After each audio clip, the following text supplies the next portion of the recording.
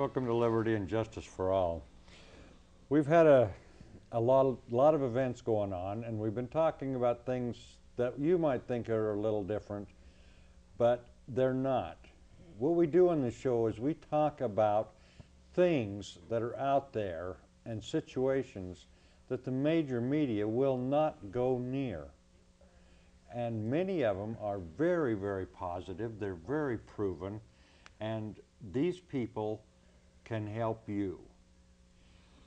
I have Bernard Gross with me tonight. He is a soul reader. That's S-O-U-L, not the bottom of your shoe. He is a soul reader, and he can tell you about you if you are willing to listen and help him. Bernard, welcome to the show. And in your words, what is a soul reader?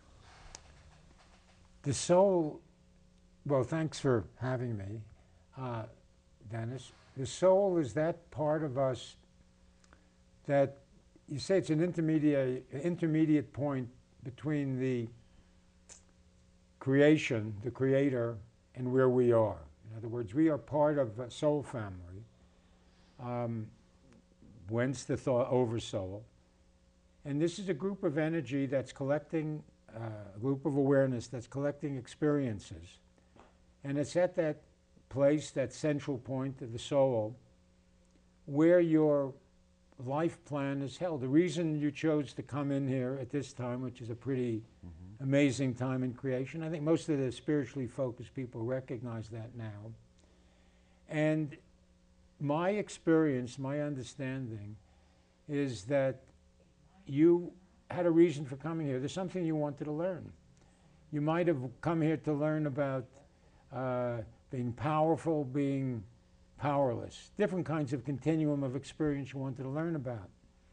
But because we're coming into an end time, an ascension time, it's a little bit more complicated, and people have come to learn different things. What it is they need to do to break free. Because usually people come when they need a change, they're locked, something isn't working. Right, and you said something interesting, that we choose why we came here. And it was very difficult for me a while back to grasp that concept of choosing to be here, because we see somebody, and I'm going to use somebody close to me. My youngest son is deaf. And I used to think for many years, poor kid, he can't hear, he's not like me. And then somebody, and it was I can't remember exactly what her type of reading was, but she says, wait a minute, he chose to come here and be deaf. And it was very difficult for me to accept that for a long time, but with teaching, with learning, and with seeing, and with talking to people just like yourself, that's exactly what he did. And I know it, and I know that I came here. I mean, I would like to know what I came here to learn, because I haven't found it yet, I guess, because there's still more that must be done. It's been an extraordinary journey. I left the city planning behind. I would occasionally do consulting, but I sort of became a bit of a yogi and just wandered and found my inner guidance. So for the last 30 years, I've been following my inner guidance.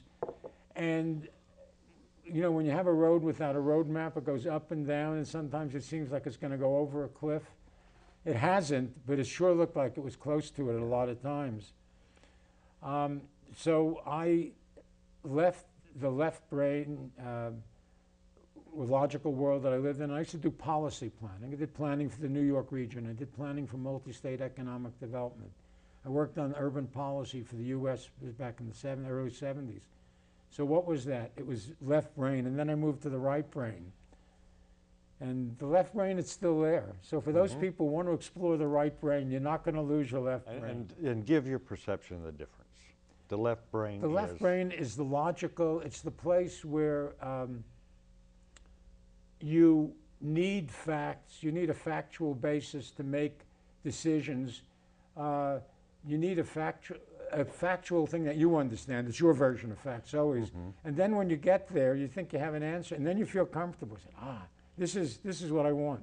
The right brain knows. I do not believe that the school systems and the governments are set up to give you the habit of freedom. I know that's a thing for you, but it's very clear to me that the patterns that are set up to give you the habits of following, Right. of saluting the policeman, of saluting the teacher, of saluting the tax collector, of saluting when you cross the border, and all of that stuff.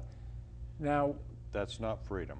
that's not freedom. Patriotism is when you love the country, and I do love the country. My parents are immigrants, and I'm very appreciative of what this country is. But it also has to be about giving people a freedom to express. It's not about running down the street killing people, but we live in terror of what's going to happen. That I was teaching in a school system recently, and I see that the Columbine impact, they're terrified that there's going to be another Columbine, so they make it's secure. It's secure. So that mentality seems now to be, I mean, because I don't have a real sampling, but it's clear that in a place that has no history of it, that fear has been, but it's clear that the Iraq War, for example, hit a reflex. And it's a strong reflex. And right after the election, came back, and it was the days after the election, one of the Republican pollsters, to my total amazement, was talking about the theocracy vote, the theocrats, people who want to be told what to do. And it's, it's there, but they're being recognized in a very explicit way. So my feeling is that this is, it's a passing phase. I feel the planet is moving into a new evolutionary phase, but this is in us. This fear is in all of us. It's bred in us at the cell level. We have fear at the cell level, all kinds of fears. We have the history of the planet in our cells. And what is the history of the planet? Countries invading each other, people killing each other, I guess the saber-toothed tiger following us. But there's a lot of fear because the people have been used and misused on the planet, and so we carry this. So there is fear, and this is coming out, and it needs to come out, but it needs to bye-bye. You used the word earlier, cell memory. Yes. Could you explain that to people? Cell memory. I mean, I know that each cell, and by the way, there's trillions of them. There are trillions of them. In your body. I don't want to talk about my body. In your body, there's trillions of these cells, and each one of them has a memory? Yes. About 18 years ago, I was given a download of information over about 8 weeks about all the things that are in the cells. Now, was this channeling or this? It was channeling, in a sense you call Okay, it channeling. right. And my understanding is, and then because I've seen this, there's a lot of focus now on the cells. There's a lot of science on the cells now that is changing the way people think about cells. And even Dr. Bruce Lipton at Stanford is one of the leading cell biologists, has been teaching that all the biology is now wrong because they used to say DNA was the top, but it isn't. DNA doesn't control environment, but it's internal environment, and that includes cell memory. But back to a little bit closer to what you were saying, the cells carry soul memory from before we were here. We carry racial memory. It could be family memory. We carry memory of the history of the planet. We carry a lot of memories. Now, the problem is that most of these memories are fears. They're limitations. And so the work now, and I know a number of people working on this, is to release the memory of the cells and to release it so that the cells can then operate no longer in fear. Now, there's some great Indian mystics who worked on this, but my understanding is that when we can tonally communicate with the cells, when we are working together and the cells aren't moving in fear, when they're in fear, we have disease, right? We have breakdowns of different types, that we will be able to do what the great masters did, which is physically send the body. And it's about taking those cells and being able to reproduce them according to the prototype that we have in the etheric at another time. Now, there is no death, so that's not the issue. because we are forever beings. But the cell is the key ingredient here for us, and this is what the new science is coming out. It's very much a focus of many new science people. Praise, gratitude, and love. That's the whole essence of your life. If you can live those three things, you release all of this, or maybe a lot of this energy, this negative energy. It's just gone. Yeah. And they call it ascension not because when I sit and ascend, I don't float on up to the ceiling, but I release a lot of these pent-up things that are inside. I'm going to give you 2 thumbs up on that, because those are the key ingredients. The gratitude, those will get you, and the love will get you to a place of releasing the fear. You know, some well-known author wrote, "Love, the only 2 things, love and fear." That is my understanding. So that basically that will clear the cells. My picture of ascension is this: because we are forever creatures, the issue is not whether we're going to die, because we are forever creatures, we're part of God, and we're going to be there always. The issue is, do you want to come back here again through the womb? Do you want to come back here? There are many worlds. Do you want to be here? My belief and my desire and my instruction, which I was given 18 years ago in the morning, he said, "Oh, you're going to ascend this lifetime." I said, "How do you do that?" I didn't know anybody who knew how to do that. The ascension is literally being, when you leave, to be able to recreate the body. We have a template. The people who do esoteric studies know this. There's a template that we create the body to. There's a template when they create a pea or a carrot or a dog. There's a physical template. But it's in the etheric. Well, it's created, and so you have then the option, and we've heard about the Indian yogis and masters and so forth, and Lord Jesus being able to recreate the body. This is my reality. Have I done it? No. Do I know it's possible? Yes. Can I tell you how I know it's possible? No. As one person put it, it's the source manifesting through a single point of awareness. And we have all of the power. When the Bible talks about, or any of the mystics talk, and the mystics all agree, by the way, from all the religions, on the essentials. When the Bible talks about you're made in the image of God, and when Lord Jesus says, what I have done, you can do, and you can do greater things still, it's like really a no-brainer what it means. We have these powers, and the Bible talks about a half a dozen, Noah and others, Elijah, who've ascended. I'm not a Bible scholar, so I'm just giving you little bits that I've heard.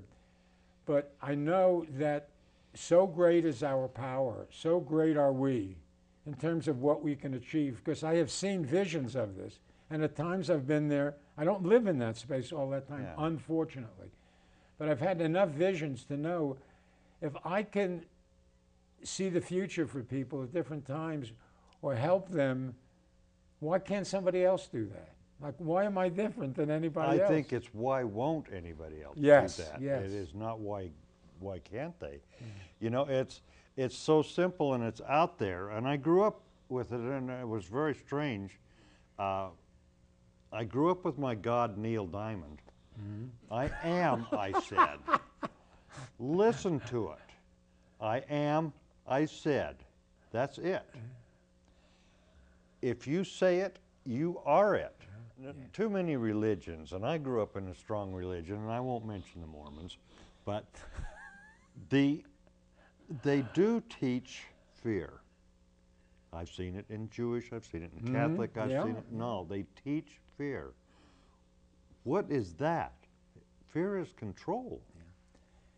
Religions, from my perspective, and there are wonderful mystics in all the religions, as I've said, is a political system of control. Now, I worked in government, and I've done a lot of institutional analysis. I understand how institutions work. Institutions are about taking you in a certain direction. And there have been some very good scholars like Elaine Pagalis who wrote about the Gnostic Gospels and sort of just sort of laid it out on the line about what the churches did. There are wonderful people in all the churches. I mean, you know, ministers and priests and rabbis and so forth. But you need to go find the individual and let the doctrine hang out second. I'm not chasing anybody away from religion. But in terms of fear, anything, if it's fearful, then it is not, it's denying the source, in my understanding, in my knowing, in my firm belief. Yeah. And anything that does that is not life affirming. And if anything, the source wants us to be life affirming. What is your personal focus now in life? What do you want to do for people? You can't do anything to people, Yeah. I know, because of... The picture that I had years ago was that somehow my function was to plant a flag with a certain set of ideas, and anybody who's interested will say, oh yeah, that's where I'm supposed to be. Because basically the folks that I work with and that I network with have expanded awarenesses, see themselves in service to the planet, have a picture of the planet ascending, even look sometimes at what will happen to the planet and to them as it ascends and after it ascends. And the ascension means a dramatic raise in the awareness of the planet that's going to shift everything here, the basic realities. So what I want to do is connect as many of these people as possible so that we can, 50,000 of us, 10,000 of us are a village, and 50,000 are a city, and 1 million are a state, and 10 million are a nation. And as the ideas become current, they will push over or dissolve the fear around a lot of people. There are many millions of people who are in an expanded consciousness, but they've put boundaries around them from the fear and other reasons. So what is my wife going to say, my husband, my mother, my whatever? Yeah. With enough confidence, there are people like Shirley MacLaine and Oprah Winfrey. They've made things respectable. They've changed social consciousness so that now people can say things that I'm God expressing. And if you said that 25 years ago, people would freak. And I know that. Mm-hmm. So now what I want to do is to work with people on changing the social consciousness so that people can own their power. It's about people owning who they are, and what they do from that point on, Spirit will tell them. Because the people at that point will be in connection. You felt that the planet is ascending now. Yes. My observance is there is a major shift, change. Something's going on now. What is your perception of the planet today? I feel, and I've had this vision a long time, that this is a very special place where the light and the darkness have mingled together, and to make sort of a marble cake is the way I put it. But this planet, I feel the destiny of this planet is very special, and it's to produce a multitude of great beings, of great ascended masters who can go to other worlds to teach. But I feel that something amazing is going to happen here. Many, many great beings are going to emerge on the planet. And of course, they came here pretty much ready, and now they're ready to go. Mm-hmm. They're ready to go through the bubble. But you feel like they're here now. Oh, they're here. It makes you happy. Are you happy? I am happy, and I would only wish people that they buy their joy. That the joy is, if you fulfill your soul purpose, you will be joyful. That's it. That's all it takes. It's awful simple.